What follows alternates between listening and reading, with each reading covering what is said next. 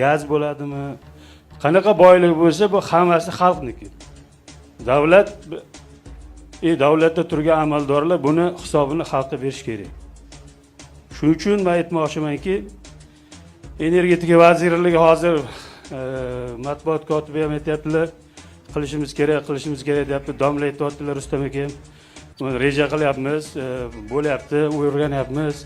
Bu narsa bilan bo'lmaydi. 33 yil, 34 yil bo'ldi mustaqilligimizga-da. Endi men aytmoqchi bo'lganim, mana Islombek aka ham o'zi qo'shimcha qilish kerak. Siyosiy iroda qilib, haqiqatdan kimlar bilan qanaqa shartnomani birinchi o'rinda xalqqa ko'rsatib berish kerak. Ikkinchidan, mana shu narsani agar ayta olmayapsizlarmi, bo'shatib qo'yish kerak bo'ldi. Bo'shatib ishlaydigan, amallaydigan odamlar qo'yish kerak.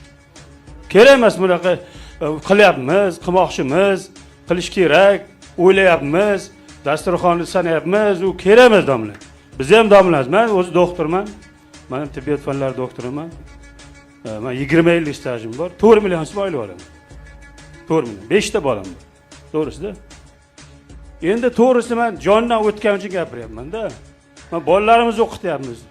Alsiga beramiz, boshqa beramiz, 1 million, 1,5 million. To'g'risi erkakning zimmasida oilani boqish, lekin gardandagi mas'uliyat og'irlashib ketyapti. To'g'risi xalqning irodasi sinayapti-da. Endi gapni qisqasini aytsam, xalqning irodasi sinayapti. Bu yoqda kommunaldan, bu yoqda ko'chada radar, kamera, boshqa, yana boshqa narsalar.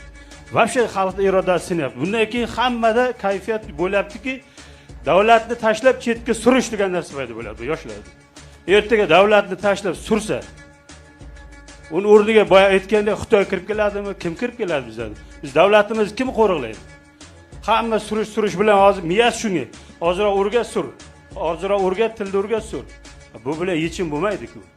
Qanaydir bir shu narsani qila olmayotgan bo'lsa, kimdir irodasi bo'lmasa, irodasi yetadiganlarga berish kerak.